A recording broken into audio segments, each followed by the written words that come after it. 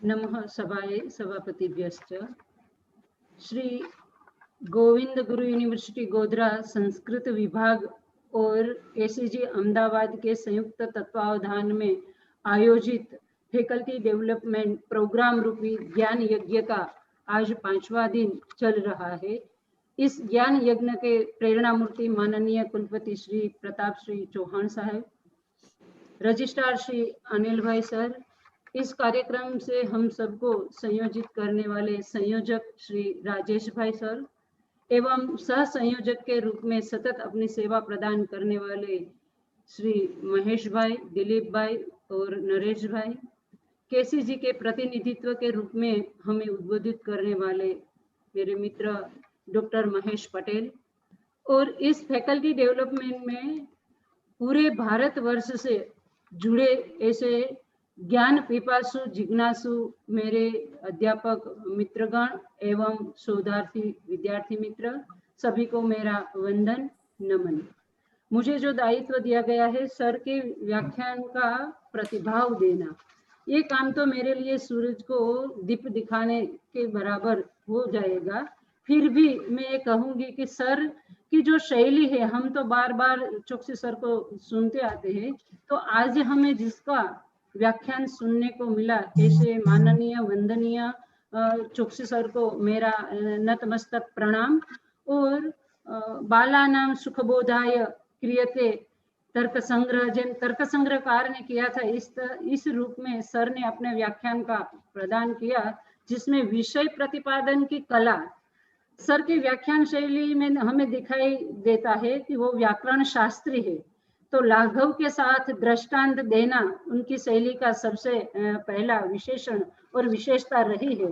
Sir ने ये बताया कि हम अपना जो संशोधन कार्य है, चाहे वो संशोधन लेख के रूप में हो या हमारा लघु निबंध हो या महानिबंध हो, इस निबंध में हम किस तरह से सुचारू रूप से अपना विषय का प्रतिपादन कर सकेंगे। मैं बहुत छोटी सी बात रख देती हूँ। सर ने जो वो 4 आयाम हमारे सामने रखा है, वो व्याकरण शास्त्र की शैली, और मैं सर की शैली को दृष्टांत वक्ता की शैली के रूप में नवाजित करती हूँ, क्योंकि सर हर बार एक छोटी सी बोध कथा देते हैं और बाद में बहुत सारा बोध हमें प्रदान कर देते हैं।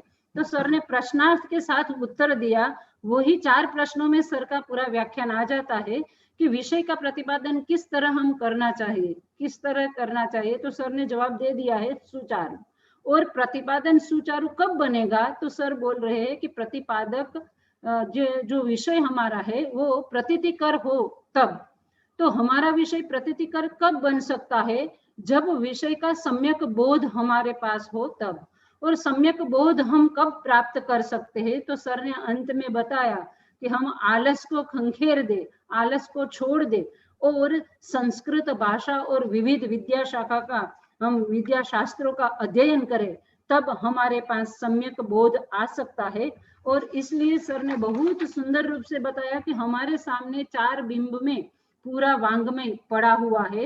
एक तो मूल ग्रंथ, मूल साहित्य के रूप में है, दूसरा वृत्ति भाष्य टीका के रूप में है और उपटीका के रूप में है, और अनुदित साहित्य के रूप में है और परिशीलन साहित्य के रूप में है। इन चारों बिंदुओं में से हमें अपना विषय चुनना है, और विषय चुनने के बाद पूरा अध्ययन हमें करना है। वो शास्त्रीय अध्ययन हो या तो काव्य साहित्य रूप के अध्ययन हो या दर्शन, धर्मशास्त्र या तत्व चिंतन के रूप में हमें अध्ययन करना चाहिए। और ये बात रखते हुए सर ने बहुत सुंदर व्याकरण शास्त्र का, काव्य साहित्य का और साहित्य शास्त्र का बहुत सुंदर उदाहरण रखते हुए, दृष्टांत रखते हुए सर ने अपना विषय प्रतिपादित किया और ये बताया हमें कि विषय वस्तु को प्रतिपादित करने की कला हमारे पास ऐसे तब आ सकती है कि जब हम छोटी छोटी बात को रखते हैं और समझते हैं और शास्त्र, साहित्य और सिद्धांत के साथ हम स्थापित करते हैं, तब हमारी छोटी सी बात बड़ा संशोधन बन सकती है। सर, मैं आपका हृदय से ऋण स्वीकार करती हूँ। आपने बहुत सुंदर रूप से आपके विषय का प्रतिपादन किया। हमारे सामने जो विषय रखा था वही कला की निपुणता आपने अपने व्याख्यान में बताई। इसलिए मैं गोविंद गुरु यूनिवर्सिटी की तरह से और केसी जी की तरफ से आपका हृदय से ऋण स्वीकार करती हूँ और हृदय से धन्यवाद करती हूँ। और पुनः पुनः धन्यवाद करते हुए आज के एक ज्ञान यज्ञ की दूसरी आहुति देने के लिए जो हमारे सामने विदुषी प्रस्तुत हुई है, प्रोफेसर डॉक्टर सरोज कौशल मैडम, उनका मैं स्वागत करते हुए नतमस्तक मैम आपका मैं इस मंच पर स्वागत करती हूँ। आपने अपना समय हमारे इस कार्यक्रम के लिए प्रदान किया, ये ऋण में स्वीकार करते हुए डॉक्टर सरोज कौशल मैम का यदि मैं आप सभी को परिचय दूं तो पूर्व अध्यक्ष एवं प्रोफेसर के रूप में मैडम संस्कृत विभाग की अध्यक्षा के रूप में जय नारायण व्यास विश्वविद्यालय जोधपुर राजस्थान में अपना कार्यभार संभाल रही है। इसके अलावा मैम के कंधों पर कई जवाबदारी वो निर्वाह कर रही है। महिला अध्ययन केंद्र के निर्देशिका के रूप में, पंडित मधुसूदन ओझा शोध प्रतिष्ठान प्रकोष्ठ जय नारायण व्यास विश्वविद्यालय की भी वो निर्देशक है। जनसंपर्क अधिकारी के रूप में भी वो अपनी सेवा का कार्य कर रही है। विशेषता जो मैडम की है वो है कि भारतीय दर्शन तथा समकालीन संस्कृत साहित्य की वो विदुषी है। वो कवयत्री के रूप में भी बहुत सुंदर अपना काव्य प्रस्तुत करती है। मैंने बहु बार मैम को सुना है। वो जो उसका नाम है ना सरोजिनी, इस तरह का उसका व्यक्तित्व भी सरल सहज और खुशनुमा शब्द वाली वो है। पूरे 33 साल से मैम इस विश्वविद्यालय में अध्यापन का कार्य करा रही है। कई पुरस्कार से मैडम को सम्मानित किया गया है। राजस्थान संस्कृत अकादमी जयपुर से संस्कृत विदुषी सम्मान मैडम को 2016 में प्राप्त हुआ है। कालिदास अकादमी उज्जैन से सर्वश्रेष्ठ शोध पत्र हेतु अखिल भारतीय पुरस्कार मैडम को 2019 में प्राप्त हुआ है। 50 से भी अधिक शोध पत्र का प्रकाश, 70 से भी अधिक संगोष्ठियों में प्रतिभागिता मैडम ने की है और 10 से भी अधिक अंतरराष्ट्रीय संगोष्ठी में प्रतिभागिता मैडम ने की है।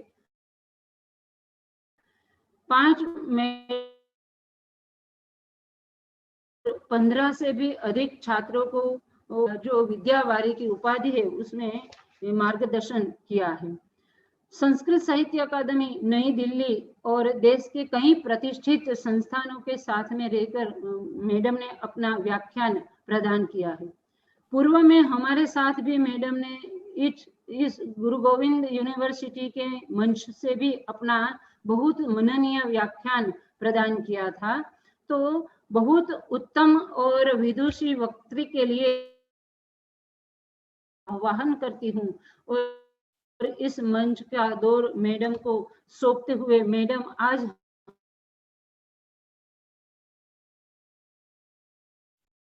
मैडम का है वही है संस्कृत काव्य साहित्य में शोध की विविध आयाम।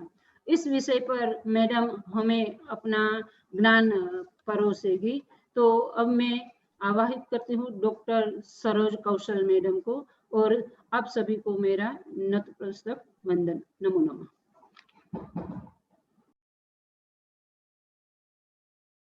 चतुर्मुख मुखाम्भोज वनहंस वधूर मम मानसे रमताम नित्यम सर्व शुक्ला सरस्वती।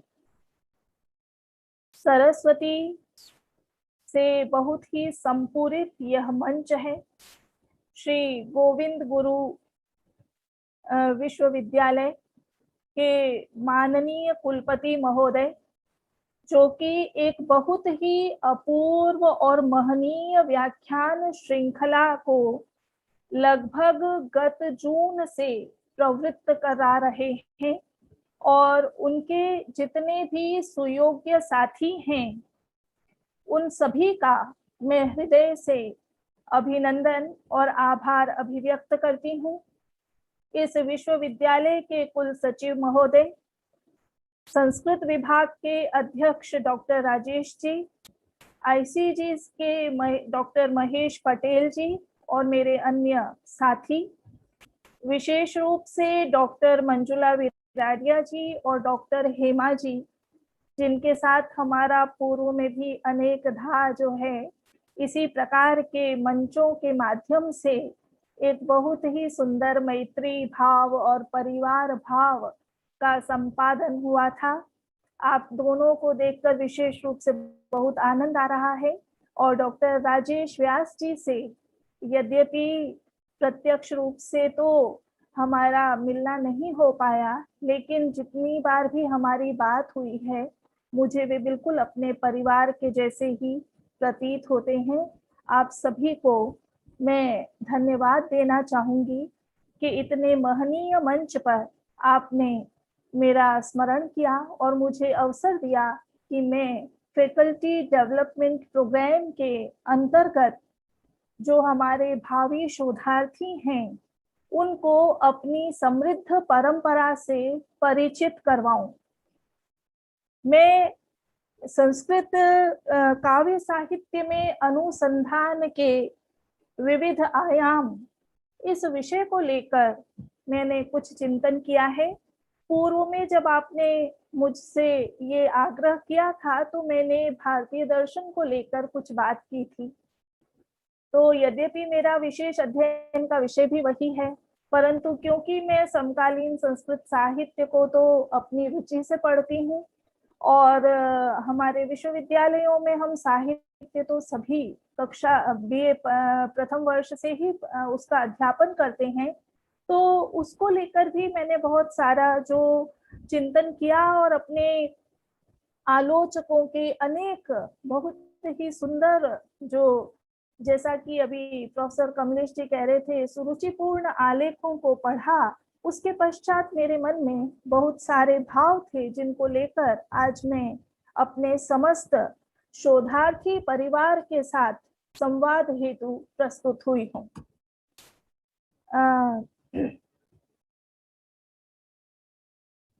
मैं स्क्रीन शेयर करके आप सभी के साथ में अपनी बात को कहती हूँ। नेक्स्ट।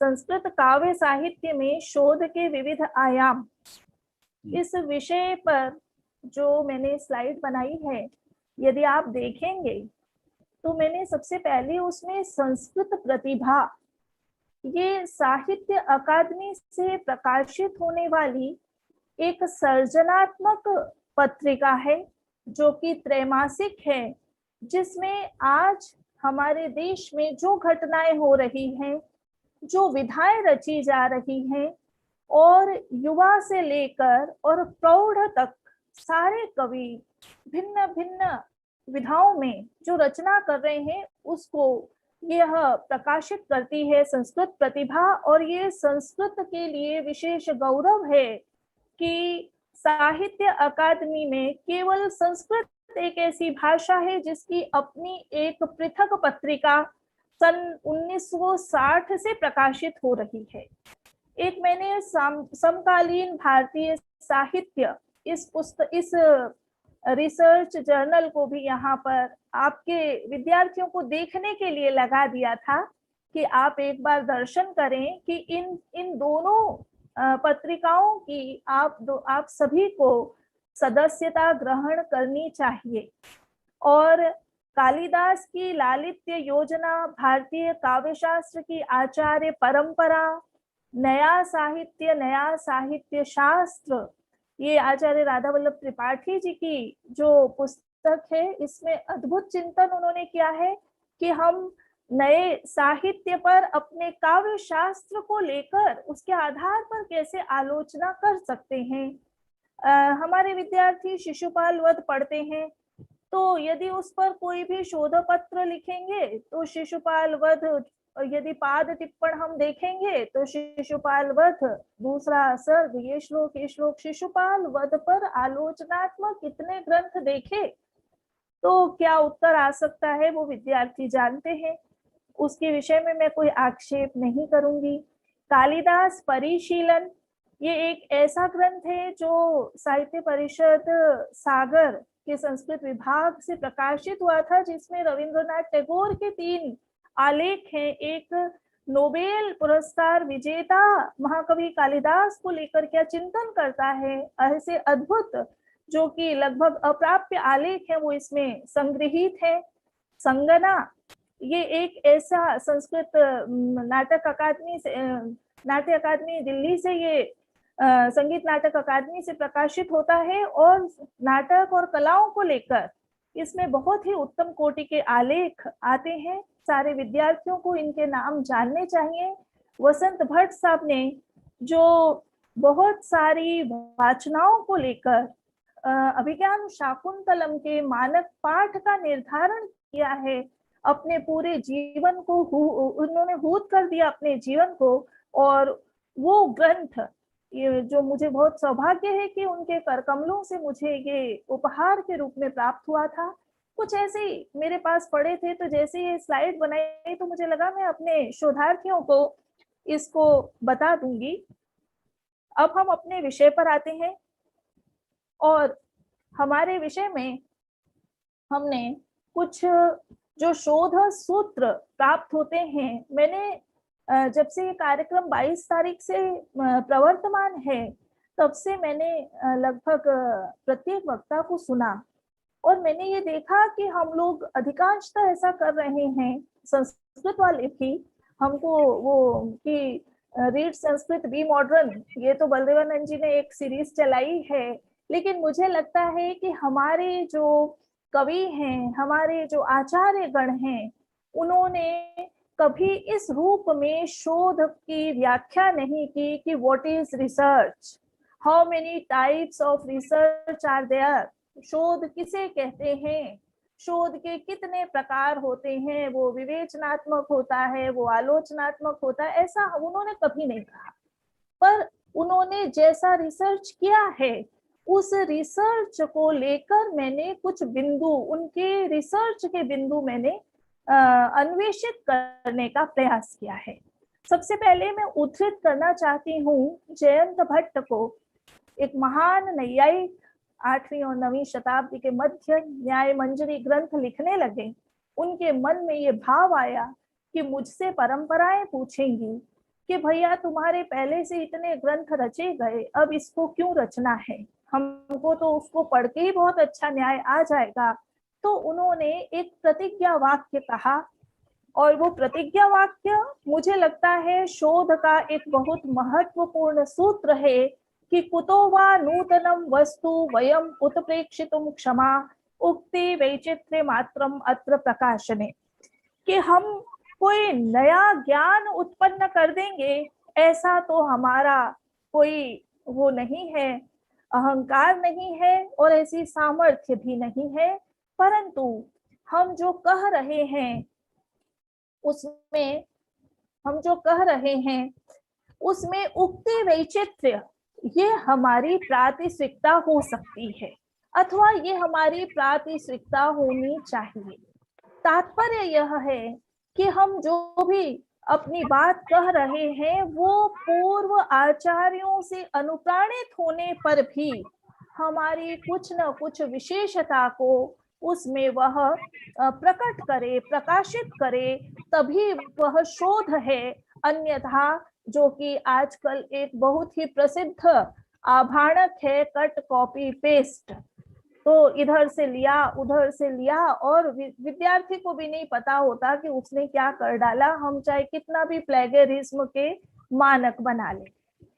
इसी प्रकार से हमारे जो आचार्य दंडी हैं, उन्होंने जब काव्यादर्श की रचना की तो उन्होंने भी अपना एक प्रतिज्ञा वाक्य बनाया और उन्होंने कहा कि पूर्व शास्त्राणि सहृत्य प्रयोगान उपलक्ष्य च यथा सामर्थ्यमस्माभिः क्रियते काव्य लक्षणम।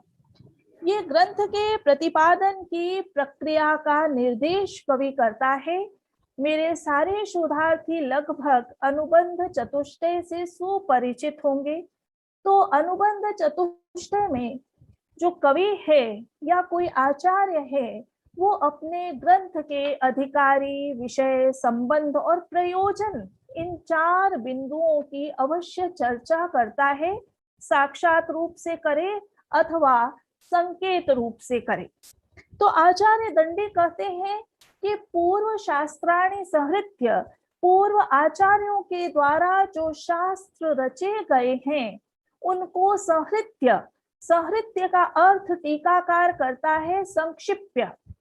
और फिर संक्षिप्त का अर्थ ये नहीं है कि उनको हमने संक्षेप कर लिया, अपितु तेभ्यः सारम आकृष्य, उनमें से सार को ग्रहण करके और प्रयोगान उपलक्ष्य च, और जितने कवियों के द्वारा प्रयोग किए गए हैं उन सबकी भी आलोचना करके उन सिद्धांतों के संदर्भ में यथा सामर्थ्यम अस्माभिः, हमारे द्वारा सामर्थ्य के अनुरूप काव्य लक्षणम क्रियते, ये काव्य लक्षण ग्रंथ रचा जा रहा है। तो मुझे ऐसा प्रतीत होता है कि आचार्य दंडी ने ये शोध का सूत्र दिया है। यद्यपि वो अपने ग्रंथ की काव्य रचना प्रक्रिया को स्पष्ट कर रहे हैं, परंतु उसी के मध्य उन्होंने चुपके से हमको शोध का सूत्र बताया कि पूर्व में जितने सिद्धांत ग्रंथ रचे गए हैं उन सिद्धांत ग्रंथों के सार को आपको ग्रहण कर लेना चाहिए, और फिर तदनुरूप जो प्रयोग हैं उन प्रयोगों को देखें कि वो सिद्धांत उन प्रयोगों पर घटित होते हैं अथवा नहीं घटित होते हैं। उसके पश्चात यथा सामर्थ्य आप अपने शोध प्रबंध की रचना में प्रवृत्त होंगे। ये आचार्य दंडी का शोध के विषय में एक बहुत ही महत्वपूर्ण सिद्धांत है, जिसकी कि आगे मैं उदाहरण से भी चर्चा आपके समक्ष करती हूँ। और यदि हम रघुवंशम पर दृष्टिपात करें, महाकवि कालिदास विरचित रघुवंशम लगभग प्रथम, द्वितीय, त्रयोदश सर्ग तो विश्वविद्यालयों में हम पढ़ाते ही हैं। तो वहां पर महाकवि पहले सर्ग के चौथे श्लोक में ही जो एक भूमिका विनम्रता प्रदर्शन की करते हैं, रघुवंश की महनीयता की करते हैं, तो अपने लिए भी वो कहते हैं कि मुझसे भी परंपरा पूछेगी कि भैया आदि कवि वाल्मीकि ने रामायण रच दिया, अब कहाँ आप चले रघुवंश की रचना करने। और 19 सर्गों का एक इतना सुंदर महाकाव्य उन्होंने रचा। तो उन्होंने उसमें कहा कि अथवा कृतवाग द्वारे वंशे अस्मिन् पूर्व सूरिभिः मणौ वज्र समुत्कीर्णे सूत्रस्य वास्ति में गति, कि पूर्व में तो कह रहे थे कि मैं मंदः कवि यश प्रार्थी गमिष्यामि उपहास्यताम, तो मैं तो बहुत मंद बुद्धि हूँ और मैं तो कवि यश को चाहने वाला हूँ, उपहास का पात्र बनूंगा। जिस प्रकार से कोई वामन जो है उदबाहु ऊपर की ओर भुजा उठाए हुए है ना, फल के लिए अगर वो ऐसे करता है, तो फिर अथवा, अथवा का अर्थ है पक्षांतरे वा, ये एक दूसरा उपपत्ति है, लेकिन फिर भी मैं कर रहा हूँ क्योंकि पूर्व सूरि भी, पूर्वाचार्य, पूर्व कवि परंपरा भी, पूर्व कवि परंपरा के द्वारा इस वंश में वाग द्वार कर दिया गया है, वाणी रूपी द्वार बना दिया गया है। और जिस प्रकार से जो मणि है, यदि उसमें उसको उसमें छिद्र कर दिया जाए तो सूत्र धागा जिस प्रकार बहुत ही सुगमता से प्रवेश कर लेता है, उसी प्रकार से वज्र समुत्कीर्ण मणि में सूत्र के समान, धागे के समान मेरी गति हो जाएगी। तो ये सूत्र और अनेक ऐसे सूत्र, केवल 2-3 मैंने अपने विद्यार्थियों के लिए यहाँ पर प्रस्तुत किए हैं, लेकिन ऐसे अनेक सूत्र हैं जो कि हमको अपने भाष्यकारों में, अपने टीकाकारों में प्राप्त होते हैं, जो कि वे टीका रचते हुए, भाष्य रचते हुए, महाकाव्य रचते हुए वे सूत्र देते हैं कि देखो ये शोध की प्रविधि है। और इसलिए हम पाश्चात्य जो विद्वान हैं उनकी शोध पद्धति से पहले ये हमारा कर्तव्य होता है, क्योंकि हमको भगवान ने संस्कृत पढ़ने के लिए चुना है। हम सौभाग्यशाली हैं, ये दीनता नहीं है, ये हमारा गौरव है। और ऐसी उस अनुपम भाषा जो विश्व की सर्वाधिक प्राचीन भाषा है, जिसमें अद्भुत आचार्यों का प्रज्ञा परिपाक परिलक्षित होता है पदे पदे, वहां पर किस प्रकार से शोध को निरूपित किया जा सकता है या शोध के सूत्रों का अन्वेषण किया जा सकता है, ये हम उन्हीं में जाकर उनसे सीख सकते हैं। यदि मल्लिनाथ की प्रतिज्ञा वाक्य आप सबको ध्यान हो कि नामूलम लिख्यते किंचित नानपेक्षितम उच्यते, मैं कुछ भी अमूल नहीं लिखूंगा, जिसका मूल मुझे ज्ञात नहीं है मैं नहीं कहता। और अनपेक्षितम अपि मया न उच्यते, और जो अनपेक्षित है, जिसकी आवश्यकता नहीं है, वह भी नहीं कहा जाएगा। जिसकी अपेक्षा है केवल मैं उसी को कहूंगा। ये क्या मित्रों शोध का बहुत सुंदर सूत्र नहीं है? और यदि हम कोई भी शोध पत्र लिखें या शोध प्रबंध लेखन करें, तो इन सूत्रों को यदि हम घटित करते हैं, तो मैं ये बिल्कुल निश्चय से कह सकती हूँ कि 100% हमारी शोध एक उत्तम शोध होने की योग्यता प्राप्त कर सकती है। मैं पुनः आती हूँ आचार्य दंडी पर। उन्होंने बहुत सारे लक्षणों की परिगणना की, महाकाव्य के लक्षणों की परिगणना की है। काव्यादर्श के प्रथम परिच्छेद में प्रायः कारिका संख्या 14 से 20 तक 21 तक नायक इत्यादि को बताकर फिर कथा और आख्यायिका की बात करते हैं, और उसके बाद वो एक बहुत ही सुंदर सूत्र देते हैं। कहते हैं कवि भाव कृतम चिन्हम अन्यत्रापि न दुष्यति मुखम इष्टार्थ संसिद्धियै किम ही न स्यात् कृतात्मना। कि हमने जो इतने सारे ये लक्षणों की परिगणना कर दी है, यदि इस के अतिरिक्त भी कवि अपनी इच्छा से कवि भाव कृतम चिन्हम, कवि अपनी इच्छा से कोई अन्य चिन्ह को किसी अन्य सौंदर्याधायक चिन्ह का इसमें आधान करता है, तो उसमें कोई दोष नहीं आएगा। हम ये शिकायत नहीं कर सकते कि आचार्य ने तो ये नहीं गिनाया था, आपने इसको कैसे लगा दिया। ये लचीलापन हमारे आचार्यों ने दिया कि काव्य एक ऐसी विधा है जिसमें इदम इत्थम तया कुछ नहीं हो सकता, जिसमें कवि की प्रतिभा स्वतंत्र है, वो उसमें और कुछ भी संयोजित कर सकती है। इष्टार्थ संसिद्धयै, इष्ट अर्थ की सिद्धि के लिए कृतात्मनाम, जो सहृदय या जो प्रज्ञा परिपाक वाले कवि हैं, आचार्य हैं, उनके द्वारा अपनाया गया कौन सा साधन इष्टार्थ संसिद्धि के अनुकूल नहीं हो जाता, कौन सा साधन जो है उसमें सौंदर्य का आधान नहीं कर देता।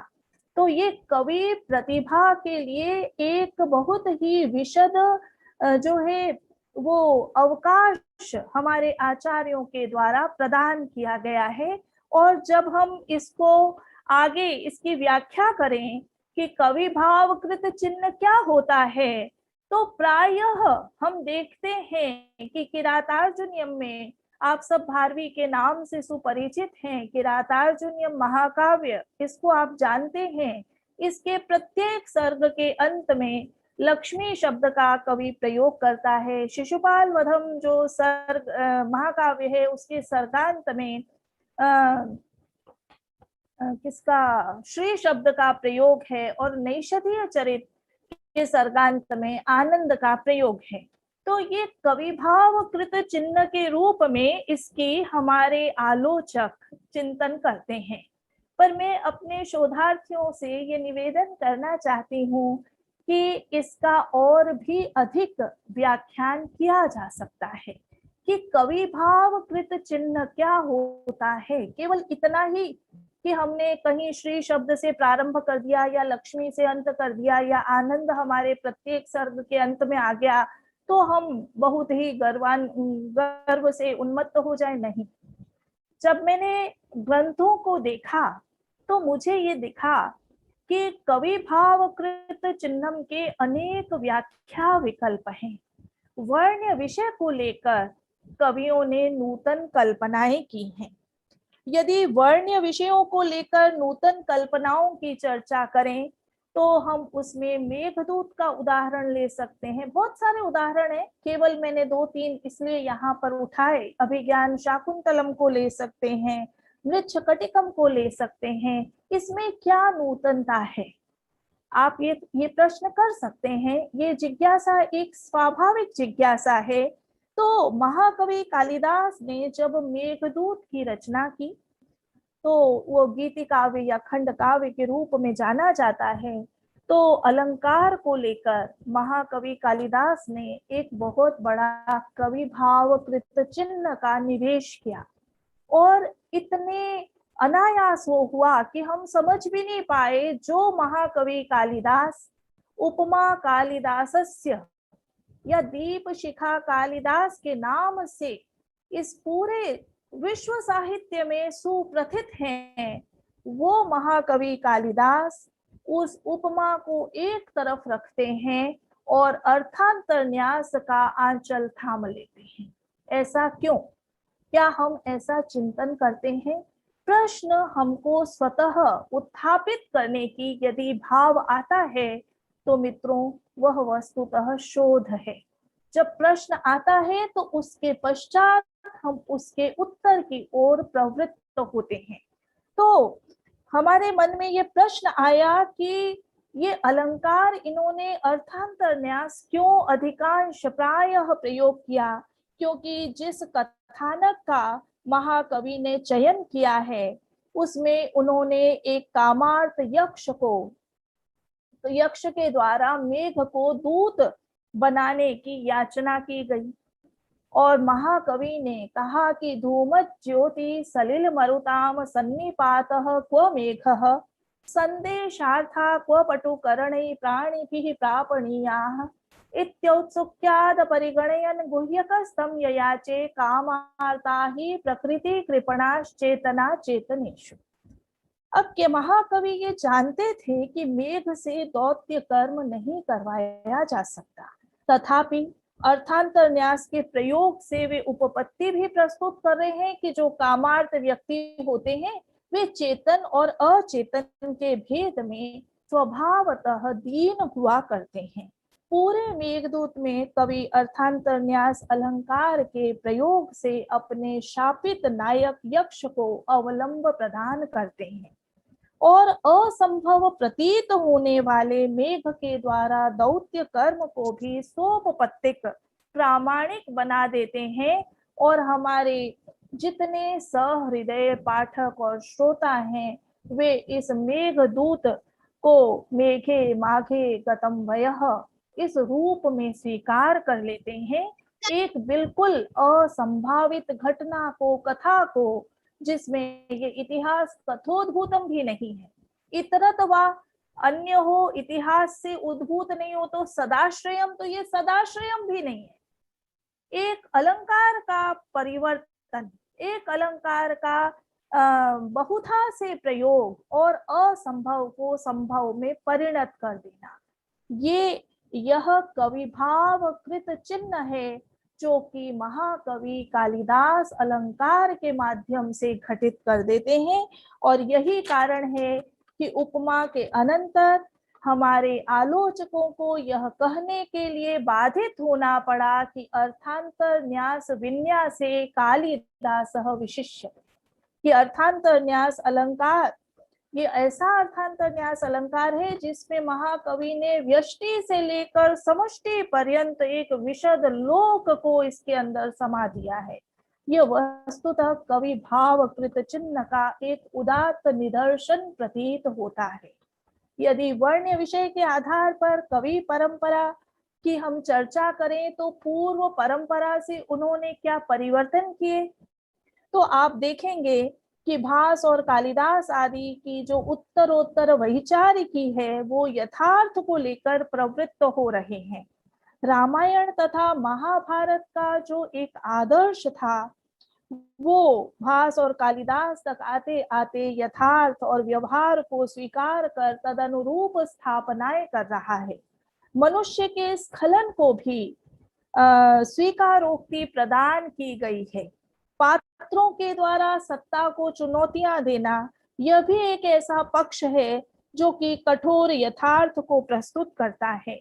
अभिज्ञान शाकुंतलम नाटक से आप सब सुपरिचित हैं। उसके पंचम अंक में राजा दुष्यंत शकुंतला को पहचान नहीं पाता क्योंकि वह दुर्वासा के शाप से शापित है।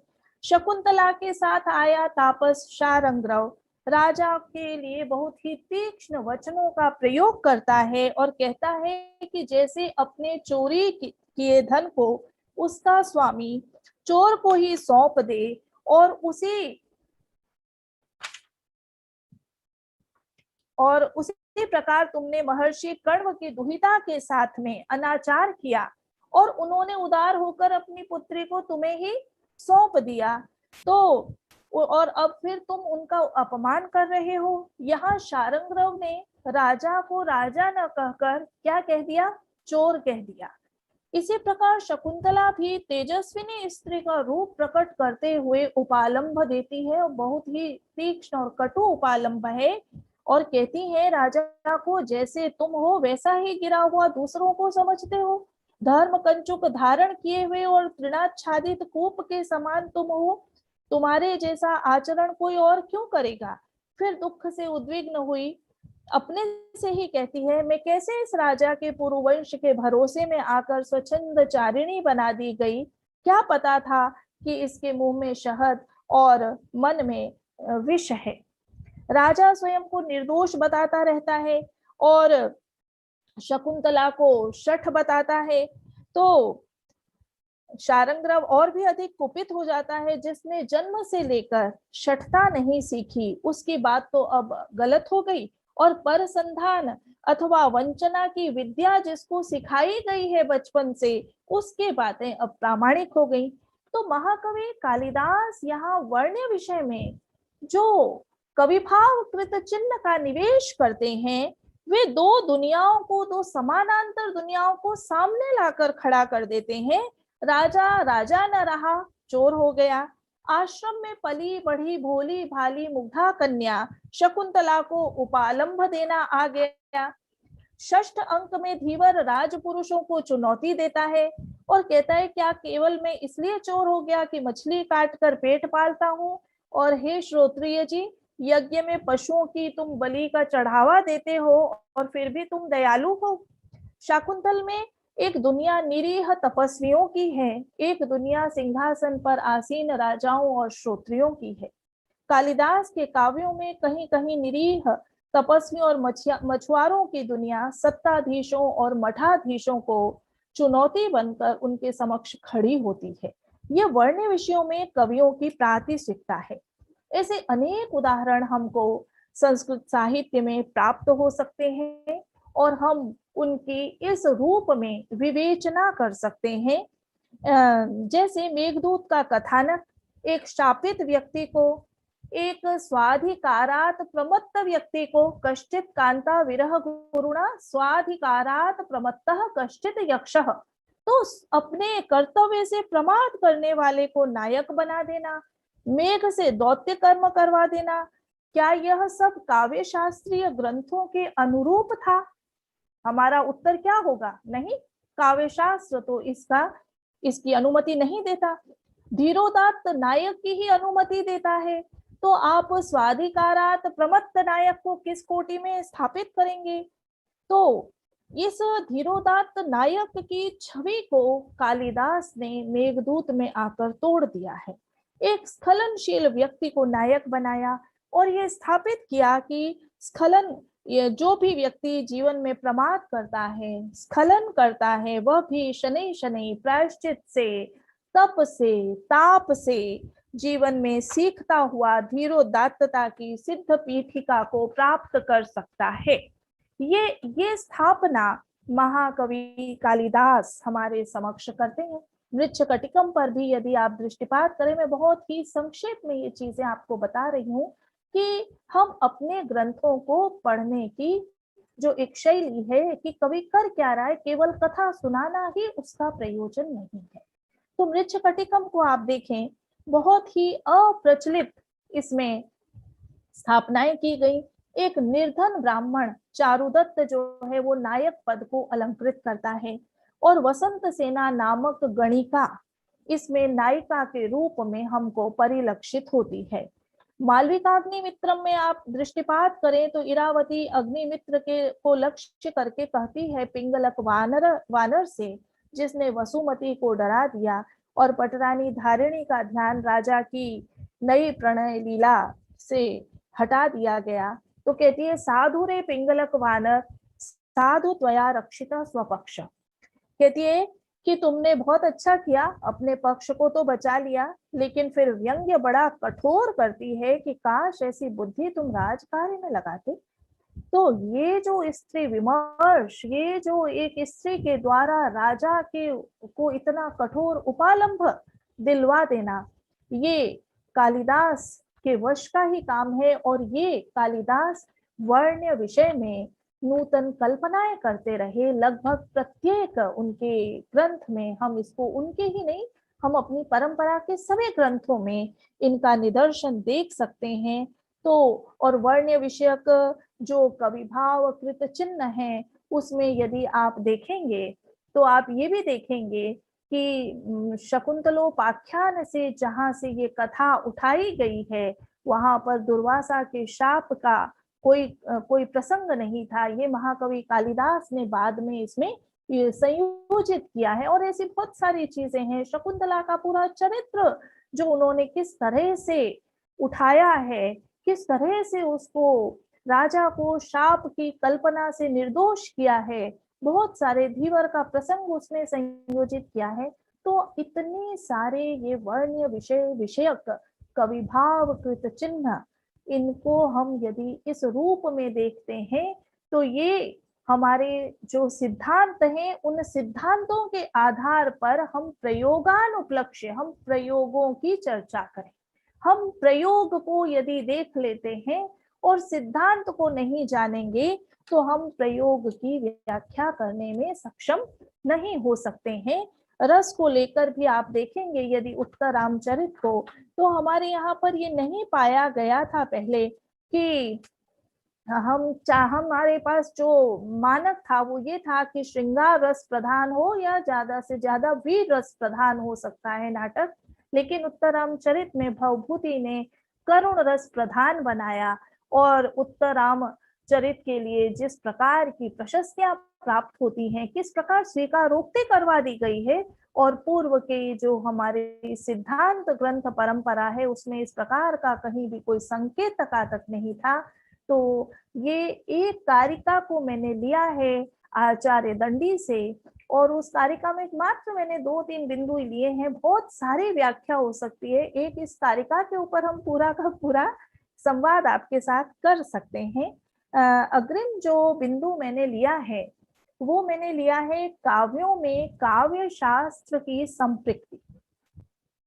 ये बिंदु जो है इस पर मैंने एक बहुत ही लगभग 25 से 30 पृष्ठ का एक अपना शोध पत्र भी रचा, लेकिन वो मैंने केवल समकालीन संस्कृत साहित्य पर लिखा। उससे पूर्व में मैंने आपके लिए जो है इस पर कुछ बिंदु निकाले और ये देखा मैंने कि हम अपने जिन भी काव्यों को पढ़ते हैं तो कवि कथा के व्याज से अपनी काव्य विषयक अवधारणा को भी कहता है।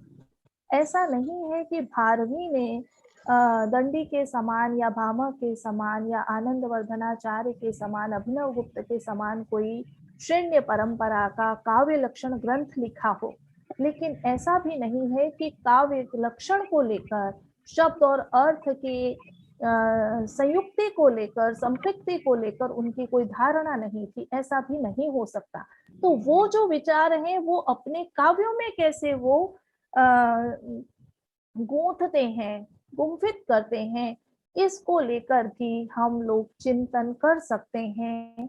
और ये शोध प्रबंध का भी विषय बन सकता है और शोध प्रबंध के भीतर भी इसको कहीं ना कहीं एक अध्याय के रूप में लिया जा सकता है। यदि किरातार्जुनीयम पर अब दृष्टिपात करें तो आप देखेंगे कि वनेचर युधिष्ठिर के पास आता है और वो कहता है स सौष्ठवौदार्य विशेषशालिनीं विनिश्चितार्थामिति वाचमादधे, कि उसने सौष्ठव और औदार्य से विशिष्ट विनिश्चित अर्थ वाली वाणी को कहा। अब सौष्ठव क्या है, औदार्य क्या है और विनिश्चित अर्थ वाली वाणी, तो ये तीन विशेषण आचार्य यहाँ पर भारवी यहाँ पर प्रयोग करते हैं। सौष्ठव और औदार्य ये दोनों हमारे पारिभाषिक शब्द बना दिए उन्होंने। सौष्ठव का अर्थ है शब्द सामर्थ्य और औदार्य का अर्थ है अर्थ संपत्ति। तो सौष्ठव और औदार्य इन दोनों को किरातार्जुनीयम में भारवी ने किस प्रकार से वनेचर के वचनों के विशेषण रूप में प्रयोग किया, लेकिन ये केवल वनेचर के वचनों का गुण नहीं है, ये भारवी की पूरी शब्द संपत्ति और ये जो अर्थ की जो संपत्ति है ये उनके पूरे ग्रंथ में आप देखेंगे पदे पदे किस प्रकार से परिलक्षित होती है। तो कवि अपने लिए जो सिद्धांत बनाता है वो पूर्व के काव्य ग्रंथों से भी लेता है और उसके अपने जो सिद्धांत है उनके भी वो कहीं ना कहीं संकेत के माध्यम से कथन कर देता है। तो इसी प्रकार से हितम मनोहारी च दुर्लभम वचन से बहुत सारा आपको मिल सकता है। महाकवि माघ को आप देख लें तो द्वितीय सर्ग में वे कहते हैं कि नालंबते दैष्टिकताम न निषीदति पौरुषे शब्दार्थो सत्कविरिव द्वयम विद्वान अपेक्षते, कि माघ ने सत्कवि शब्दार्थो द्वयम अपेक्षते, महाकवि जो सत्कवि जो है वो शब्द और अर्थ दोनों की अपेक्षा करता है। यह कहकर शब्द और अर्थ के साहित्य की अपेक्षा की है। वे सत्कवि को विद्वान का समकक्ष और उसको उपमेय मानते हैं। टीकाकार मल्लीनाथ ने इस अंश पर टिप्पणी करते हुए कहा है कि सत्कवि सत्कवयिता शब्दार्था विवतयोः काव्य शरीरत्वादिति भावः, शब्द और अर्थ को समान बल प्रदान करते हुए उनको काव्य का शरीर माना गया है। और कथा के मध्य में किस प्रकार से काव्य शास्त्र की बात हमारे कवि कर देते हैं। एक और बहुत ही सुंदर है, माघ वाणी की निर्दोषता की अनेक प्रकार से स्थापना करते हैं। यद वासुदेवेनादीनम अनादीनवमीरितम वचसस्तस्य सपदी क्रिया केवलम उत्तरम, वासुदेव श्री कृष्ण के द्वारा जो अदीन अर्थात ओजपूर्ण और अनादीनवम अर्थात दोष रहित वचन कहे गए। तो अदीन और अनादीनवम ये देखिए आप किस प्रकार का सौष्ठव और किस प्रकार का औदार्य है। ठीक है, ये वचनों का सगुणत्व और दोष राहित्य सर्वथा स्पृहणीय है। लोक में सर्वप्रथम विशुद्ध वचन ही प्रभावोत्पादकता का आधान करते हैं। अन्य साधन तो तदनंतर अधिमंचता को प्राप्त होते हैं। एक स्थान पर माघ कहते हैं न खलु प्रतिहन्यते कुतश्चित परिभाषेव गरीयसी यदाज्ञया, कि जिस प्रकार परिभाषा प्रमित अक्षरा होती है, बहुत सीमित पदों का उसमें प्रयोग होता है, पर वो संपूर्ण विषय को व्याप्त कर लेती है, फिर प्रतिष्ठा को प्राप्त होती है, कहीं भी उसका बाध नहीं होता। एक देश स्थिता होने पर भी सर्वशास्त्र को प्रदीपवत आलोकित करती है, उसी प्रकार उसकी आज्ञा भी अव्याहत है। तो राजा की अव्याहत आज्ञा को उपमान किसके द्वारा दिया गया है? प्रमिताक्षरा परिभाषा के माध्यम से। परिभाषा की महत्ता और लक्षण एकत्र प्रस्तुत कर दिए गए और प्रकारांतर से वाणी के अलंकरण के रूप में सारग्राहिता अथवा संक्षिप्तता का भी संकेत कर दिया गया। इस प्रकार से संक्षिप्तस्यपि अतो अस्यैव वाक्यस्य अर्थकरीयस सुविस्तरतरा वाचो भाष्य भूता भवन्तु में। तो ये बहुत सारे यहाँ पर कथन किए गए हैं जो कि हमें काव्यों में काव्य शास्त्र की संपृक्ति के विषय में कुछ कुछ संकेत करते हैं। इसको यदि हम समकालीन संस्कृत साहित्य में भी देखें तो बहुत हमें अद्भुत उद्धरण प्राप्त हुए, जिनको मैंने सोचा कि आपके साथ में अवश्य साझा किया जाना चाहिए। आचार्य जगन्नाथ पाठक, उन्होंने जगन्नाथ सुभाषितम एक बहुत ही लगभग 400-500 पृष्ठों का ग्रंथ लिखा। वे आर्या सम्राट के नाम से समकालीन संस्कृत साहित्य में सुप्रसिद्ध हैं। साहित्य अकादमी के पुरस्कार और अन्य अनेक पुरस्कार उनको प्राप्त हो चुके हैं। मेरे निर्देशन में एक बच्ची ने इस पर काम किया। तो हम लोगों ने जब जगन्नाथ सुभाषितम को पढ़ा तो वे कविता का कैसा लक्षण करते हैं कि वाग वैदग्ध्यम प्रायो लोके कवितेति मन्वते बहवः मानवताया स्पर्शात सुरभि वचो वस्तुतः कविता। कि वैसे तो लोक में जो वाक चातुर्य है उसको ही कविता माना जाता है, परंतु मैं यह मानता हूँ कि जिसमें मानवता के स्पर्श से सुरभित वचनों का प्रयोग किया जाता है वही वस्तुतः कविता होती है।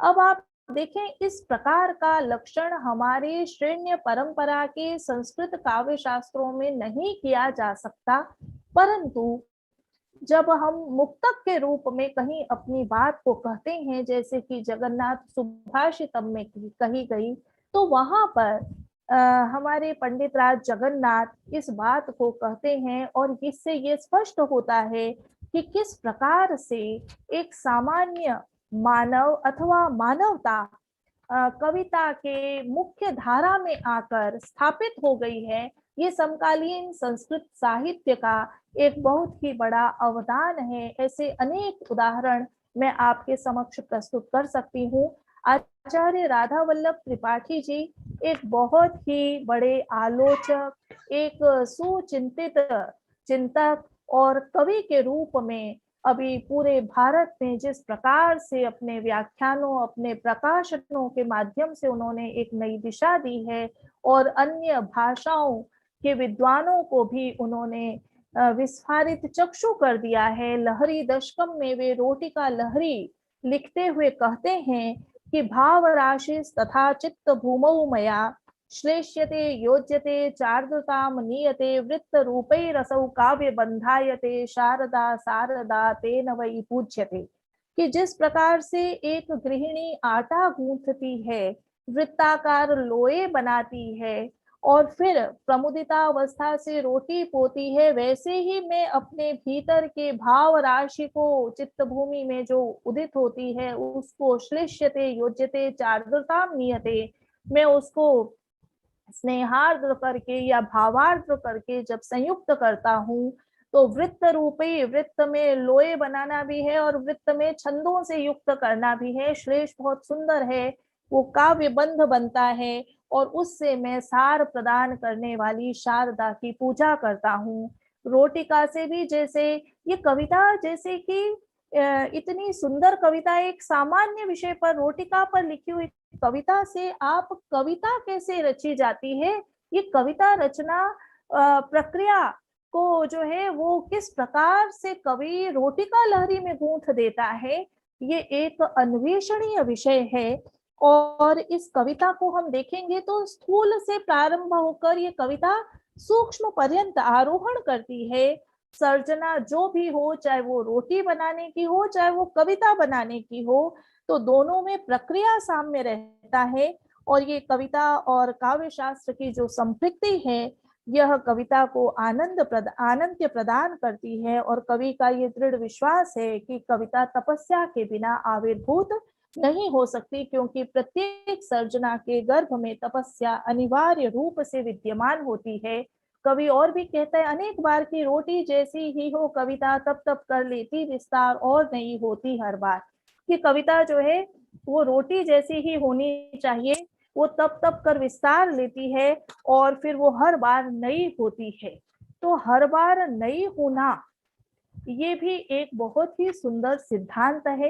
क्षणे क्षणे यन्नवताम उपैति तदेव रूपम रमणीयतायाः, ऐसा माँ कहते ही हैं। और नवोन्मेष शालिता, ये कविता की बहुत ही अहम शर्त मुझे प्रतीत होती है। हमारे आलोचकों ने कहा भी है कि ते एव पद विन्यासा ताह एव अर्थ विभूतयः तथापि नव्यम भवति काव्यम ग्रंथन कौशलात्, कि प्रत्येक कवि के पास वे ही शब्द हैं और उन शब्दों के लगभग लगभग वे ही अर्थ प्रतीत होते हैं, परंतु प्रत्येक कवि अपनी प्रतिभा से किस प्रकार उसको नवीनता से गूंथ देता है कविता को। तो ये हमारे पास में बहुत सारे इसमें उदाहरण मिल सकते हैं। एक बहुत ही सुंदर विषय है कि काव्य ग्रंथों में काव्य शास्त्र की दूसरी परंपरा कैसे पाई जाती है, और इस परंपरा में कविगण जो अपने हृदय के सिद्धांतों को कहते हैं, वे वो सिद्धांत हैं जो कि श्रेण्य परंपरा के काव्य शास्त्र में पूरकता का आधान करते हैं। ये ऐसा मैंने कुछ चिंतन किया है। आचार्य अभिराज राजेंद्र मिश्र, जो कि पद्मश्री से अलंकृत हैं और अभी हमारे युग में प्रभूत साहित्य उन्होंने रचा है, अनेक विधाओं में उनकी लेखनी निर्बाध और रमणीय रूप से प्रवर्तमान है। उन्होंने कविता शीर्षक से कविता रची और कहा कि मर्त्य लोकस्य जाड्य भावानां वारणायै समुद्गता कविता। बहुत सारे बंद हैं उसमें। ये कविता का प्रयोजन बताया है कि मर्त्य लोक के जो जाड्य भाव हैं उनको अवरुद्ध करती है कविता, उसके लिए वो निर्गलित होती है कवि के हृदय से, कवि के मुख से। और वर्तमान में जिस प्रकार के जाड्य भावों का चारों ओर प्रसार है, तो जब हम इस प्रकार के आयोजन करते हैं तब भी मुझे प्रतीत होता है कि हम इस जड़ता को किस प्रकार साहित्य के माध्यम से छिन्न भिन्न करने का एक उपक्रम कर रहे हैं। और ये एक बहुत ही मुझे सकारात्मक उपक्रम प्रतीत होता है। महाराज दीन पांडे एक संस्कृत साहित्य में, समकालीन संस्कृत साहित्य में बहुत ही अद्भुत नाम है। वो बहुत ही सुंदर गजल लिखते हैं और उन्होंने ये कहा कि पथ्यम ये कटुकम कवित्व विषयीकृतम कर्तुम यतन्ते अधुना यत् सत्यम कविता तदीय कविता अन्येषां तु गल्लध्वनि। जो आजकल कड़वी दवाई को कवित्व का विषय बनाने का प्रयास करते हैं, वस्तुतः उनकी कविता ही कविता है, अन्यों की कविता तो गल्ल ध्वनि, गले की गलगलाहट है। तो यहाँ पर कवि जो है वो व्यक्ति के स्तर पर, समाज के स्तर पर, राष्ट्र के स्तर पर कठोर यथार्थ युगबोध को रेखांकित करने का आह्वान करता है, और वह कपोल कल्पनात्मक और जो ठकुर सुहाती शैली की कविता है उस पर भी आक्षेप करता है, कटाक्ष करता है। तो कवियों ने, एक आलोचक के क्या कर्तव्य हैं, जैसा कि अभी चौकसी जी कह रहे थे, वे कह रहे थे कि हम सभी के लिए कहते हैं हाँ बहुत अच्छा, लेकिन इस प्रकार से हमको नहीं करना चाहिए, ऐसा उन्होंने कुछ संकेत किया था। उस पर भी महाराज दीन पांडे कहते हैं कि वक्ति सर्व प्रसादनीम भाषा विभाषक शब्द साधक को वा। जो सबको प्रसन्न करने वाली भाषा बोलता है, तो कहते हैं कि ये कैसा आलोचक है, ये कैसा शब्द साधक है, अर्थात ये कोई उत्तम कोटि नहीं है। तो बहुत सारे चिंतन इस प्रकार से शब्द और अर्थ को लेकर, कविता के मानकों को लेकर हमारे कवियों के द्वारा किया गया है, ये गूंथा गया है, और इस पर हम लोग बहुत प्रभुत मात्रा में चिंतन कर सकते हैं। और प्रत्येक यदि कवियों की समीक्षा करते हैं तो हमको ये देखना चाहिए कि वह कवि अपने ग्रंथों में, अपने काव्यों में किस प्रकार से काव्य शास्त्र विषयक स्वकीय धारणाओं को की व्याख्या करता है। एक बिंदु संस्कृत काव्यों में मौलिकता एवं पूर्व कवि परंपरा का ऋण। ये बहुत ही सुंदर बिंदु प्राप्त हुआ है कि मौलिकता और अनुहरण है, या फिर प्रत्येक कवि जो है अपने पूर्ववर्ती कवि परंपरा से, आचार्य परंपरा से जो ऋण लेता है, उनको पढ़कर जो सीखता है, उसको अपनी प्रतिभा से किस प्रकार से पुनः पुनः उसका जो है वो पुनर्नवा उसको कर देता है। तो संस्कृत काव्य परंपरा में ऐसे अनेक काव्य रचे गए जिनकी विषय वस्तु का उपजीव्य समान है, परंतु प्रति कवि प्रतिभा वैशिष्ट्य उसे उत्कृष्टता प्रदान करता है। काव्य की दृष्टि से वाल्मीकि रामायण आदि काव्य है, आप सब जानते हैं, क्योंकि संस्कृत साहित्य की सभी काव्यात्मक परंपराओं का प्रारंभ उसी से होता है। लौकिक संस्कृत का ये आदि ग्रंथ है, आदि कवि वाल्मीकि है। तो रामायण की मौलिकता वो कोई तर्क या अनुमान पर आश्रित नहीं है, अपितु वह प्रत्यक्ष संवेदन और अनुभव का विषय है। आचार्य आनंदवर्धन ने रामायण को सिद्ध रस कहकर उसका व्यतिरेक प्रदर्शित किया है। एक बहुत सुंदर शब्द है, संति सिद्ध रस प्रख्या ये च रामायणादयः कथाश्रया न तैर योज्या स्वेच्छा रस विरोधिनी। ये ध्वन्यालोक में कहा गया है कि जो रामायण आदि काव्य हैं वे साहित्य के ऐसे आदर्शभूत ग्रंथ हैं जिन्हें अन्य काव्यों से सर्वथा पृथक श्रेणी में रखना चाहिए। कारण ये है कि ये सब सिद्ध रस हैं और अन्य जो काव्यकारों की कृतियां हैं वे साध्य रस हैं। महाकवि कालिदास ने के रघुवंश महाकाव्य से सभी सहृदयजन सुपरिचित हैं। महाकवि कालिदास कारुणिक कवि वाल्मीकि के अनुयायी हैं। कहते ही है वो कि अथवा कृतवाग द्वारे वंशे अस्मिन पूर्व सूरी थी। तो ये पूर्व परंपरा के ऋण से वे को स्वीकार करते हैं, शिरोधार्य करते हैं।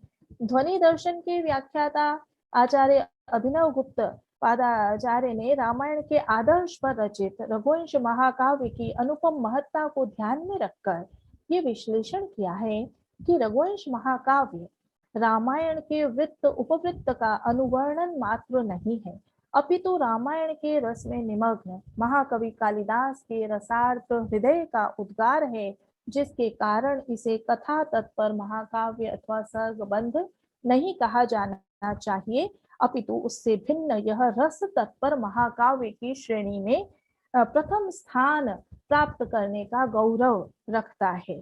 तो कथा तत्पर और रस तत्पर ये दो प्रकार की शब्दावली हमको प्राप्त होती है। रस तात्पर्य यथा रघुवंश आदि आचार्य अभिनव गुप्त की सूक्ति को यदि हम रघुवंश विमर्श का आदि सूत्र माने तो कोई आपत्ति नहीं होनी चाहिए। अब यदि रघुवंश की हम कुछ उसको लेकर संशोधन में शोधक कार्य में प्रवृत्त होते हैं तो उसके टीकाकारों को लेकर हमको चिंतन करना चाहिए।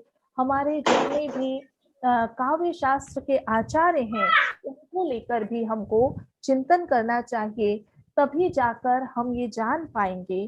क्योंकि रामायण से उपजीविता प्राप्त करता हुआ भी रघुवंश कालिदास के विषय में जो उसकी मौलिकता है कि कह इह रघुकारे न रमते दीप शिखा कालिदास, ये जो उक्तियां हैं ये प्रमाणित करती हैं कि रामायण की रचना के समक्ष होने पर भी रघुवंश की रचना एक रम्य सर्जना है। महर्षि वाल्मीकि ने राममय होकर राम के लोकोत्तर चरित्र का निरूपण किया है। बालकांड के प्रथम सर्ग में बहुत ही सुंदर सुंदर श्लोक हैं, इतने सारे, एक दो मैं आपके सामने उदाहरण के रूप में रखती हूँ कि इक्ष्वाकु वंश प्रभु रामो नाम जनै श्रुतः नियतात्मा महावीर्यो द्युतिमान धृतिमान वशी सर्वशास्त्रार्थ तत्वज्ञः स्मृतिमान प्रतिभानवान सर्वलोक प्रियः साधु रदीनात्मा विचक्षण समुद्रः इव गांभीर्ये धैर्येण हिमवानिव विष्णुना सदृशो वीर्ये सोमवत प्रिय दर्शन। अब महाकवि कालिदास ने बड़े मनोयोग से इन रूप रेखाओं को अपनी स्मरण पथ में उन्होंने रखा और एक नए संदर्भ में एक नई पृष्ठभूमि में उन्हें रूपांतरित कर दिया उन्होंने रघुवंश में। और रघुवंश जो आप पढ़ते हैं श्लोक संख्या प्रथम सर्ग की 5 से 9 एक पूरा खुलक है। जिसमें रघुवंशी राजाओं की विशेषताओं का महाकवि ने भारतीय संस्कृति के आलोक में अद्भुत वर्णन किया है। सोहम आ जन्म सिद्धानाम आ फलोदय कर्मणाम आ समुद्र क्षितिशानाम आ नाक रथवर्त्मनाम शैशवे अभ्यस्त विद्यानाम यौवने विशेषणाम वार्धके मुनिवृत्तिनाम योगे नान्ते तनुत्यजाम। कल मयूरी जी जो चर्चा कर रही थी पुरुषार्थ चतुष्टय की, ये आश्रम चतुष्टय पुरुषार्थ चतुष्टय किस प्रकार से एक छोटे से अनुष्टुप में महाकवि ने गुंफित कर दिया है। ये बहुत ही छोटे छोटे छंद में भी इतनी बड़ी मतलब उन्होंने अर्थ संपत्ति को इसमें निवेशित कर दिया है। तो आचार्य आनंदवर्धन ने एक स्थान पर एक बहुत ही सुंदर सिद्धांत दिया है कि अवस्था दे संन्यालोक में अवस्था देश कालादि विशेषैरपि जायते आनंत्यमेव वाच्यस्य शुद्धस्यापि स्वभावतः, कि अभिव्यंग्य अर्थ ही अनंत रूप का अथवा क्षणे क्षणे नवता का रूप धारण नहीं करता, अपितु शुद्ध वाच्य रूप अर्थ भी अवस्था भेद से, देश भेद से, काल भेद से अथवा स्वरूप भेद से अनंत रूप का अथवा क्षण क्षण में नवीन बन जाया करता है। इस दृष्टि से आदि कवि द्वारा वर्णित पुरुषोत्तम राम के गुण गौरव का वाच्यार्थ तथा महाकवि कालिदास वर्णित रघुवंशी राजाओं का गुण महात्म्य रूप जो वाच्यार्थ है, दोनों अपने अपने युगों और अपनी अपनी युग परिस्थितियों के भेद से और अपने अपने स्वरूप वैचित्र्य के कारण नवीन होते हुए प्रतीत होते हैं। रघु के महान चरित्र की उद्भावना में कालिदास ने दिलीप के चरित्र के संदर्भ में रची अपनी काव्य सूक्ति का भी जो अनुहरण किया है वह भी विशेषता उसमें उन्होंने भर दी है। एक बहुत ही सुंदर श्लोक है रघुवंशम प्रथम सर्ग में कि रेखा मात्रम अभी क्षुण्णादा मनो वर्त्मनः परम न व्यतीयुः प्रजास्तस्य नियंतुर नेमि वृत्तयः। नियंतुः तस्य राज्ञः दिलीपस्य नियामक उस सारथी उस राजा दिलीप की जो नेमि वृत्तयः प्रजा, जो अनुशासन में चलने वाली रथ की नेमी के क्रम में चलने वाली जो प्रजाएं हैं वे क्षुण्णात अभ्यासात अभ्यास होने के कारण आमनु वर्तमनः मनु के मार्ग से लेकर रेखा मात्रम अपि न व्यत्यु, उन्होंने रेखा मात्र भी जो है इधर उधर अतिचार नहीं किया। तो यहाँ महाराज दिलीप के चरित्र में मनु के मार्ग का जो उल्लेख है वही उल्लेख दिग्विजयी रघु के चरित्र वर्णन से संबद्ध अन्य सूक्ति में प्रतीत होता है कि मनु प्रभृति फिर मान्येर भुक्ता यद्यपि राज भी तथाप्यनन्य पूर्वैव तस्मिन् आसीद वसुंधरा। अब कालिदास स्वयं एक स्थान पर ये कहते हैं कि मनु के द्वारा बताए गए मार्ग से उनकी दिलीप की प्रजाओं ने रेखा मात्र भी जो है वो व्यभिचार नहीं किया। और रघु के लिए वही कालिदास आगे कहते हैं कि मान्य मनु प्रभृति भी राज भी यद्यपि भुक्ता, कि माननीय मनु प्रभृति अन्य राजाओं के द्वारा भी यद्यपि ये वसुंधरा भोगी गई है, तथापि अनन्य पूर्वा एव तस्मिन् आसीत वसुंधरा, परंतु उस रघु के लिए तो वो अनन्य भुक्ता किसी और के द्वारा पूर्व में न भोगी गई के समान है। तो ये एक अपनी ही कही गई बात को कवि पुनः जब कहता है तो वो मात्र पुनरुक्ति नहीं होती, परंतु वह उसी भाव को एक भिन्न वचो भंगिमा के माध्यम से अभिव्यक्त कर देता है। तो स्वयं अपना ही अनुहरण नहीं कर रहा, या अपने अनुहरण में भी वो एक प्रातिशिकता का आधान करता है। इन दोनों उल्लेखों में दो भिन्न भिन्न दृष्टियां एक ही कवि की प्रतीत होती हैं। और प्रथम में तो दिलीप को मनु का अनुयायी बताया गया है, जबकि द्वितीय में तो रघु मनु के प्रतिस्पर्धी के रूप में निरूपित किए गए हैं। एक बहुत ही सुंदर छंद को लेकर भी उदाहरण है कि रघुवंश के द्रुत विलंबित में वसंत का वैभव आप देखें, महाकवि कालिदास ने इसमें छंद, वर्ण्य विषय, ऋतु और उनकी जो कल्पना है ये इसकी जो त्रिपुटी है इसको इतना सुंदर गूंथ दिया है कि कुसुम जन्म, पहले तो पुष्प का जन्म, ततो नव पल्लवाह, फिर नवीन पल्लव, तदनु षटपद कोकिल पूजितम, और फिर उसके पश्चात भ्रमर और कोकिल का पूजन, इति यथा क्रमम आविर्भून मधु, मधुमास जो है क्रम से जो है द्रुमवती मवतीर्य वनस्थली, वो पेड़ों से उतरता उतरता धीरे धीरे पूरी इस वनस्थली में प्रसरित हो गया है। तो इसमें वसंत को कहीं द्रुत और कहीं विलंबित, और छंद कौन सा है? द्रुत विलंबित। अब आप देखिए कि इसके लिए इसी छंद का चयन क्यों किया गया। इस उपपत्ति को भी यदि हम साधें तो हम देखते हैं कि इसका जो सौंदर्य है वो द्विगुणित तो क्या, मेरे को लगता है ये शतगुणायित हो जाता है इस रूप में यदि हम अपने ग्रंथों की आलोचना करें।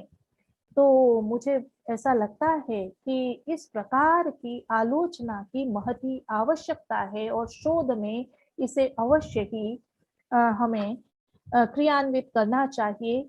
मेघदूत में मंदाक्रांता छंद का प्रयोग क्यों हुआ है? मंदाक्रांता छंद में जो यति है वह यति जो वियोग से त्रस्त जो यक्ष है वो अश्रु निरुद्ध कंठ वाला है, अंतः निरुद्ध वाष्प है, और वियोग के कारण कृशकाय है। तो उसकी जो है वो यति, जिसमें यति बहुत स्थानों पर आएगी, मंदाक्रांता जल्दी षड्गई रंभौ नतौ तात गुरु चेत। तो ये चतुर्थ पे 4 के बाद में, फिर 7 के बाद में, 6 के बाद में, तो इसलिए वहां पर मंदाक्रांता छंद का प्रयोग किया गया है। और वो कहा भी गया है कि ये छंद जो है ये विरह के लिए सर्वथा अनुकूल छंद है। तो इस प्रकार से हम लोग संस्कृत काव्यों में मौलिकता और कवि परंपराएं जो हैं हमारी उनको देख सकते हैं। नूतन विधाओं पर भी हम चर्चा कर सकते हैं। मुझे अब ये ज्ञात नहीं है कि मेरे पास अब समय कितना बचा है, और आप सबके धैर्य की परीक्षा हो जाएगी शायद। 5, 7, 10 मिनट और लेकर मैं अपनी बात को खत्म कर देती हूँ। बहुत सारी ऐसी नूतन विधाएं हैं हमारे पास में जिनको लेकर हम बहुत चिंतन मनन कर सकते हैं, जिसके विषय में बहुत दुर्भाग्य की बात है कि संस्कृत के शोधार्थी, संस्कृत के अध्यापक वर्ग भी उससे प्रायः अपरिचित हैं। आप देखेंगे कि मैंने एक ये समकालीन संस्कृत साहित्य में एक निबंध अपना मेरा प्रकाशित हुआ था, जो कि मैंने संस्कृत ललित निबंध पर लिखा था। और जब मैंने संस्कृत ललित निबंध पर आर्टिकल अपना लिखने के लिए पढ़ना प्रारंभ किया तो मैंने ये जाना कि हिंदी में जो ललित निबंध लिखने की जो परंपरा है वो भी लगभग 1850 के आसपास ही प्रारंभ हुई, और संस्कृत में भी लगभग उसी समय से ये परंपरा प्राप्त हुई। और कालांतर में जो है वो बालकृष्ण भट्ट, जिनका समय है 1844 से 1914, और संस्कृत साहित्य में ऋषिकेश भट्टाचार्य, जिन्होंने संस्कृत में ललित निबंध लिखने का जिनको श्रेय जाता है सबसे पहले 1850 से 1913। तो 1844 से 1914 है बालकृष्ण भट्ट का, जो कि हिंदी ललित निबंधों के आदि लेखक हैं, और संस्कृत ललित निबंधों के आदि लेखक या प्रवर्तक जिसको हम ऋषिकेश भट्टाचार्य, तो वे 1850 से 1913। और जब इनके ग्रंथ हुए, प्रकाशित हुए संस्कृत ललित निबंध, तो निबंध की क्या परिभाषा है इसको लेकर बहुत सारी चिंतन किया। उसके बाद में मैंने भट्ट मथुरानाथ शास्त्री जी के ललित निबंधों को, एक एक ललित निबंध को जब आप पढ़ें तो आप ये देखेंगे कि संस्कृत में जिस प्रकार के ललित निबंध की रचना की जा सकती है वह अद्भुत है। और संस्कृत की भाषिकी का यह चमत्कार है। कतिपय ऐसे निबंध हैं जो केवल संस्कृत में ही लिखे जा सकते हैं और अन्य भाषाओं में तो वो संभव नहीं है। मैं बताती हूँ कैसे। एक निबंध उन्होंने लिखा किंतोह कुटिलता, और किंतोह कुटिलता निबंध में उन्होंने अपने जीवन के या अपने मित्रों के जीवन के कतिपय ऐसे प्रसंगों को उठाया कि हम ये कार्य कर रहे थे और हमको सफलता प्राप्त ही होने वाली थी, किंतु, और किंतु के रूप में कोई ना कोई ऐसी विघ्न बाधा आई। अब कहीं पर वो कितने सारे ये हमारे दैनंदिन जीवन की जो हमारी सब कठिनाइयां हैं उसको उन्होंने इस किंतु की कुटिलता के माध्यम से रेखांकित किया। इतना रोचक निबंध बनाया। और जब मैंने इस पर समीक्षा की तो समीक्षा करते हुए मैंने ये पाया कि भट्ट मथुरानाथ शास्त्री उन्होंने प्रत्येक घटना के पश्चात उस किंतु के लिए क्या कहा। तो एक स्थान पर वो कहते हैं एषः कुटिलः किंतु दूर दूर पर्यंतम अप्याक्रमणम करोति। ये जो कुटिल किंतु है ये दूर दूर तक आक्रमण करता है। कुत्रचित सोयम किंतु नितांतम अनुतापम जनयति। कहीं कहीं पर तो ये बहुत ही संताप को उत्पन्न कर देता है। कदाचित तो अयम क्रूरः किंतु मुखस्य कवलम अप्याछिनत्ति। कहीं कहीं तो ये क्रूर किंतु जो है वो मुख में जाते जाते निवाले को, ग्रास को ही छीन लेता है। अयम किंतु रंगे भी भंग संपादकम एकम व्यर्थम शास्त्रम। ये रंग में भंग डालने वाला है। और एक स्थान पर कहते हैं कहीं वो वन में गए हैं सिंह इत्यादि को कि परमयम किंतु सिंहस्य रूपम धृत्वा प्रति समयम माम मिलितुम इव अग्रे सरो अभवत। परंतु ये किंतु जो है सिंह का रूप धारण करके प्रतिक्षण मुझसे मिलने के लिए आगे आ जाता था। तो ऐसे करके मैंने लगभग इसमें 11 ऐसे वाक्यों का अन्वेषण किया कि प्रत्येक के अंत में वो किंतु को लेकर किस प्रकार की शब्दावली, किस प्रकार का आभाणक रचते हैं।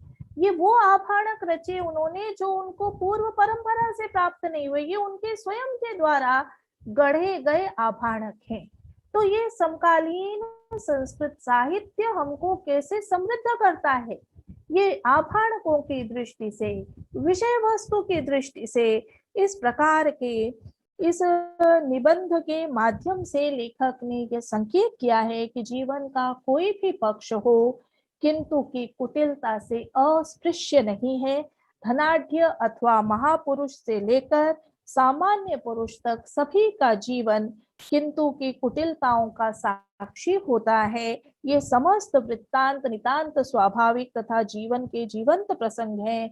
किंतु, परंतु, मगर, बट, बट अंग्रेजी का आदि से संघर्ष करते हुए जीवन को अग्रेसारित करना ही वस्तुतः कला है।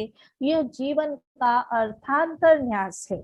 सामान्य में निगूढ़तम वैशिष्ट्य की खोज आचार्य विद्यानिवास मिश्र जी ने स्तबक नामक अपने निबंध में के संकलन की भूमिका में इस अर्थांतर न्यास की बहुत सुंदर व्याख्या की। जीवन का अर्थांतर न्यास कैसे हो सकता है? विशेष के अभिव्यंजन के द्वारा ही सामान्य आता है और इस प्रकार विशेष की प्रतीति अत्यंत विशिष्ट ढंग से की जाती है कि वह विशेष सबका विशेष बन जाता है, लिखने वाले का नहीं, जिसके लिए लिखा गया है उसका भी।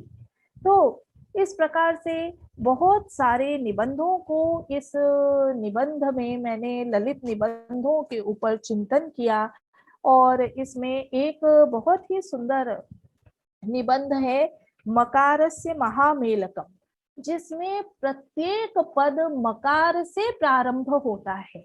आप ऐसे आलेख की कल्पना अन्य किसी विश्व के अन्य किसी भाषा में नहीं कर सकते कि जहां पर प्रत्येक जो पद है वो मकार से प्रारंभ होता है। तो ये मकार से महामेलकम जो लेख है ये संस्कृत की अद्भुत भाषिकी का चमत्कार है। माधुर्य, मांजुल्य, मार्दव आदि की महिमा से मनस्वियों के मानस को मोहित करने वाले मंगल, मनोज्ञ शरीर वाले मनीषी माने जाने वाले महात्मा मकार के ही अधीन है। मान, मेधा, मंत्र, मति, महिमा, मैत्री और महेश्वर्य संपन्न व्यक्तियों का मूल यही मकार। ऐसे करके अनेक बहुत अद्भुत निबंध। और किस प्रकार से इसमें हमने बहुत सारे केवल भट्ट मथुरानाथ शास्त्री जी को ही नहीं लिया है, गणेश राम शर्मा जी और परमानंद शास्त्री जी, पंडित विष्णुकांत शुक्ल जी, किस प्रकार से वे चिंतन करते हैं, अपने ललित निबंधों को भी दार्शनिकता में परिवर्तित कर देते हैं। कलानाथ, देवर्षि कलानाथ शास्त्री जी, तो इस प्रकार से इन लोगों के सभी के जब हम ललित निबंधों पर दृष्टिपात करें तो कैसी विधा हमारे यहाँ पर ये प्रवृत्त हुई है। इसी प्रकार से मुक्त छंद कविता संस्कृत में जो है, उस पर भी मैंने एक बहुत ही सुंदर आर्टिकल लिखा था। संस्कृत छंदो मुक्त कविता, संस्कृत गजल और संस्कृत हाइकू, छंदो मुक्त कविता, नूतन वातायन, इनमें पूरे मैंने पहले जो ये फॉर्मेट है कि छंदो मुक्त कविता का लक्षण क्या है, ये कहाँ से प्रारंभ हुई है, तो कैसे संस्कृत में इसका जो है अवतरण हुआ है और किस प्रकार से छंदो मुक्त कविता को संस्कृत के प्रतिष्ठित कवियों ने अपनाया है और उसके पश्चात उन्होंने कैसे नवाचार किए हैं विषय की दृष्टि से। आचार्य रेवा जी कहते हैं कि अहम स्वतंत्रः परस्य कंठे करपत्रम चालयितुम अर्थ सिद्ध्यतु न वा मदीयः परस्य मार्गम रोद्धुम जन नेतृत्वम बोद्धुम। मैं स्वतंत्र हूँ, दूसरे के गले पर तलवार चलाने में, छुरी चलाने में मेरा प्रयोजन सिद्ध हो न हो, दूसरे का मार्ग कैसे रुके, यह मेरा प्रयोजन हो गया है। ये अपने पर्यावरण को देखकर, चारों ओर लोगों की प्रवृत्तियों को देखकर कवि किस प्रकार से अपनी रचनाओं को करता है। और यदि हम के राजन शास्त्री की छंदोमुक्त कविता को देखें तो लुब्धा नाम प्रीतय चलचित्राणाम गीतय अपरिपक्व मती नाम गीत नीतय अन्यायोपार्जित मुद्राणाम स्फीतय चिरस्थायिन्यो न भवन्ति, कि लोभियों की प्रीतियां, चलचित्रों की गीतियां और अपरिपक्व मति वालों की नीतियां तथा अन्याय से उपार्जित जो मुद्रा है, उसकी जो स्फीति है, उसकी चमक है, चिरस्थायिनो न भवन्ति, चिरस्थायिनो न भवन्ति के अंतर्गत इन सबको ले लिया गया है। बहुत सारी के कालूरी हनुमंत राव की कविता है, एक डिसेक्शन पर ले जाए जाते हुए मेंढक को विषय बनाकर ये संस्कृत का कवि रच रहा है।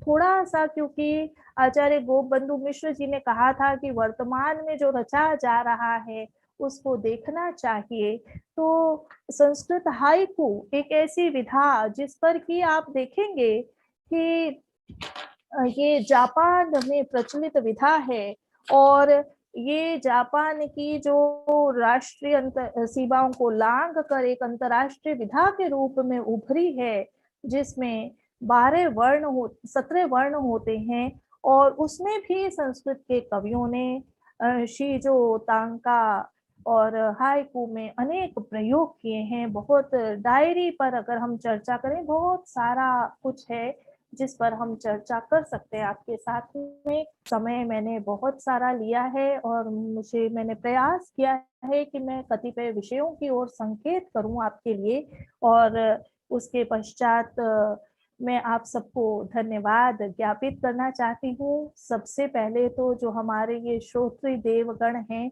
जिन्होंने 3 बजे से ये यहाँ पर श्रवण लाभ कर रहे हैं, आप सबको मैं विशेष रूप से धन्यवाद देती हूँ कि आपने इतने धैर्य से मुझे सुना।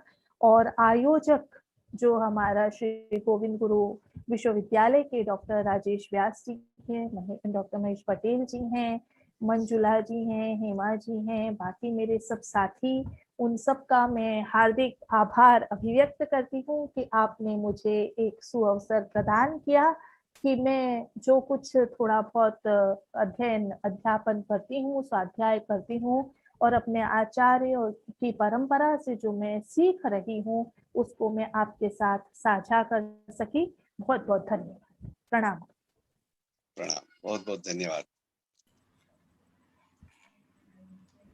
जी धन्यवाद मैम आपका, आपने बहुत ही